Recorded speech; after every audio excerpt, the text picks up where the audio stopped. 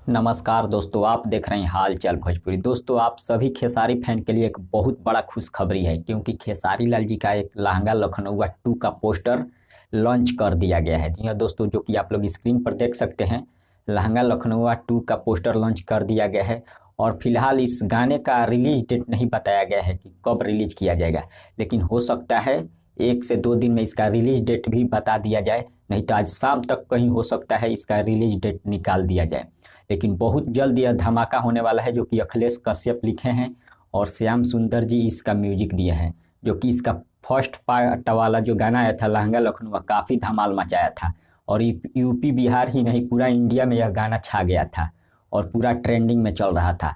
और लहंगा लखनऊ 2 भी वैसा ही होने वाला है।